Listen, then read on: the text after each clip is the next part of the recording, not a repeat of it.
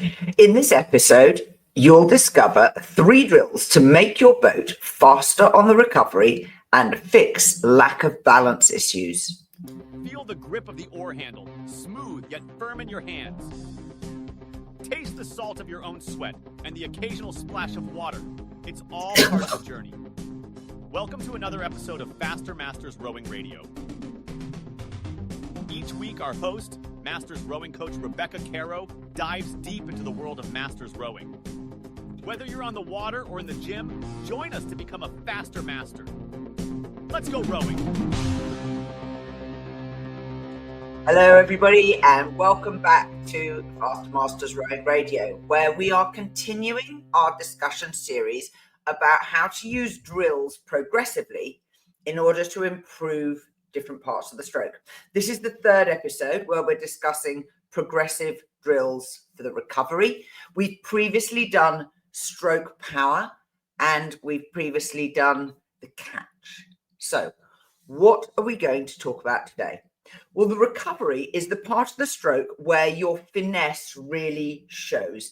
This is where crew alignment, all doing the same thing at the same time.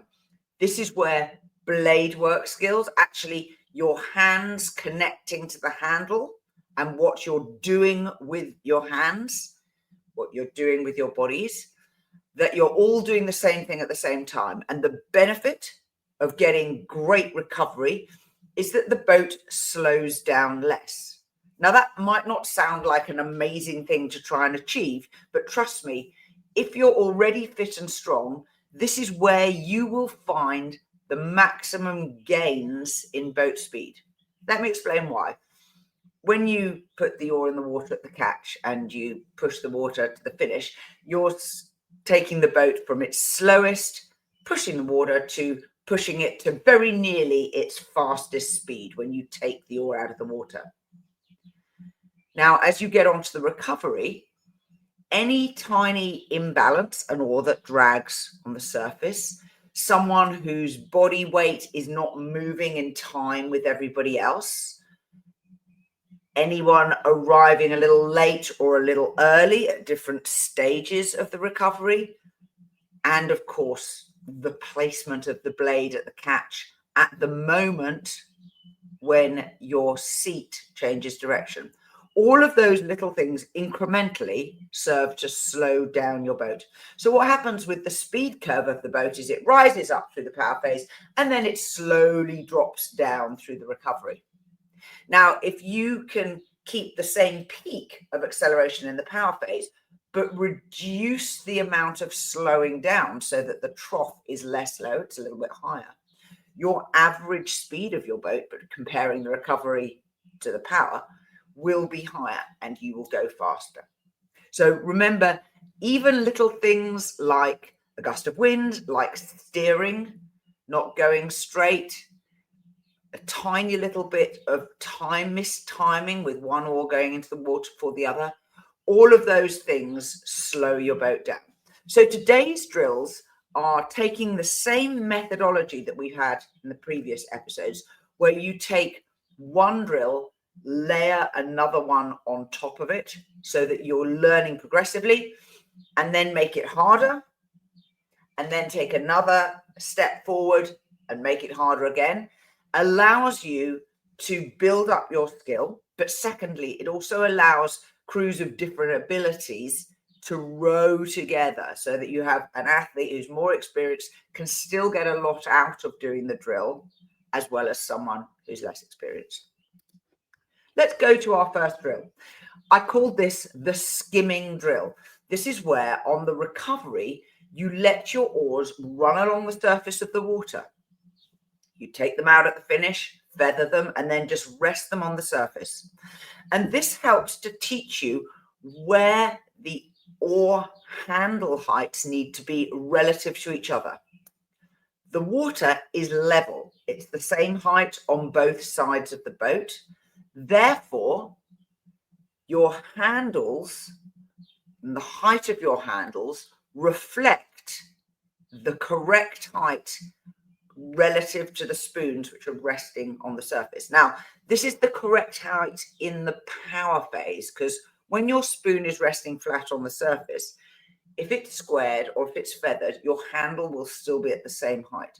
So this helps to teach you how in the power phase to get your handles at the right height so that the blade doesn't go deep, doesn't go shallow, it's correctly positioned. If you're sculling, it also helps you to recognize the left over right differential. I'm a great fan of nesting your hands so that your right hand, which is the lower side of your rigger, nests underneath your left hand so that the knuckles of your right hand touch here on the fleshy part of the base of your palm. Now, the other ways of rowing, instead of being nested, you have stacked, where your hands are directly one above the other. And you don't want to have your right hand in front of your left. You really do want to have the left hand in front of the right if you can.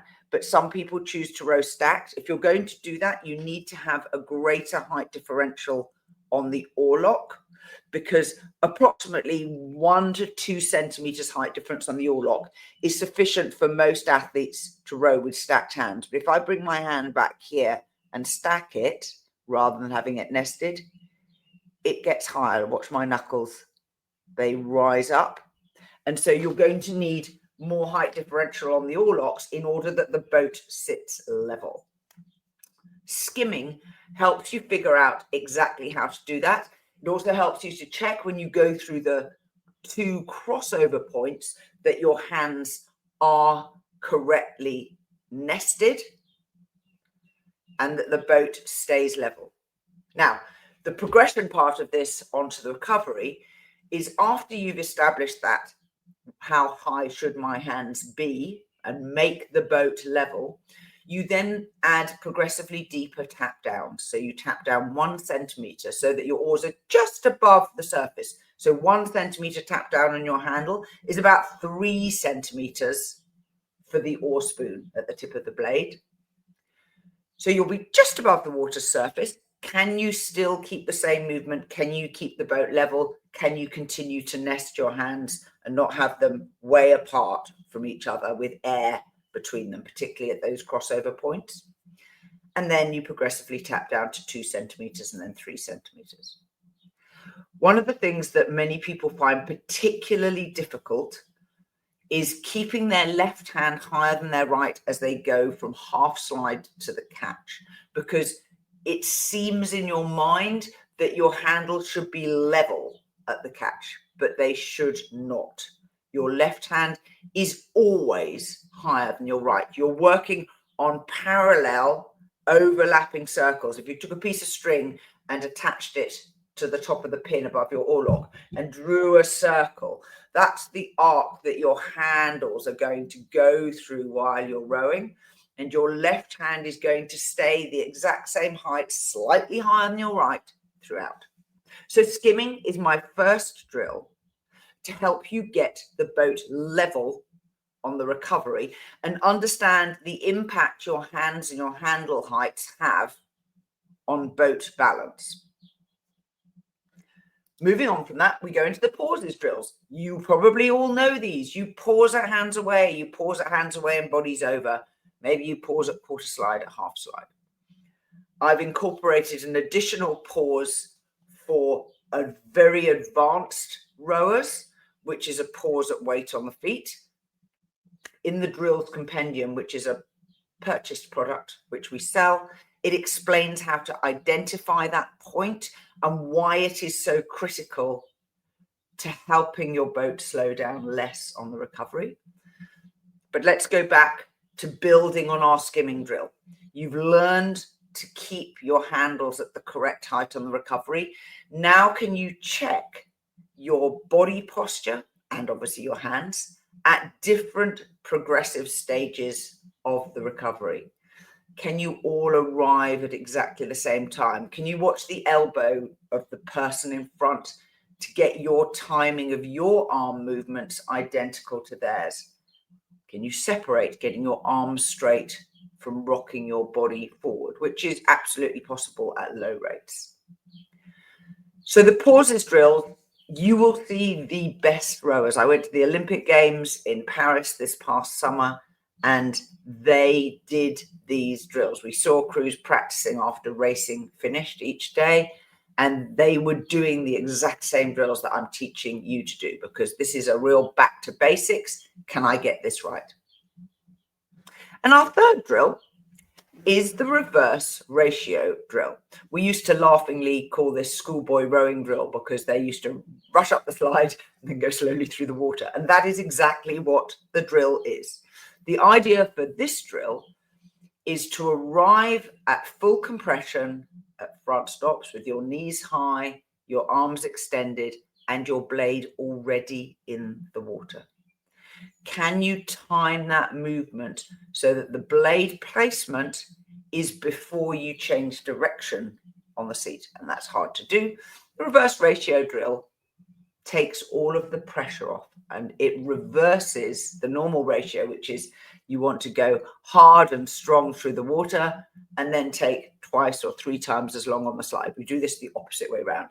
So you go fast up the slide and then put your blade in the water and then let it drift. So you go 2 or 3 times longer through the water and then fast up the slide. And by reversing the ratio, yes, it is a little bit of a messing with my brain type drill, but it's trying to help you make your handle movements really fluid and to end your recovery with a placement into the water, so that you've got to go all the way up and get those blades in, while of course still keeping the boat level on the recovery. So you have to square early, and you have to separate the movement of lifting your hands from the movement of changing direction on the seat. So our 3 progressive drills for the recovery. Fun things for you to try out. If you buy our drills compendium, there are actually 24 drills in total. It's collection number 1 and collection number 2 bundled together. And we've also included 3 ebooks as free bonuses, which I think you'll enjoy. And they are also related to drills and particular ways of using them. So if you're a coach as well as a rower, I think you'll enjoy reading these and getting detailed explanations from Marlene Royal and myself, which we recorded as a podcast and made into an ebook with a lot of additional material, which will help you guide your own coaching practice. If you want to join the rest of the Faster Masters and get some news once a week, we have a newsletter which has over 7,000 people receiving weekly updates. We'd love you to join us. You'll get a lot of detail in it of fun things, diverse things, news things. Try it for a couple of weeks. If you don't like it, you can always unsubscribe. I look forward to seeing you next time. We are part of the RowingChat podcast network. Please tell your fellow rowers about the show. If you've learned just one helpful thing from today's episode, please consider supporting the show for as little as $1 per month by visiting fastermastersrowing.com/podcast.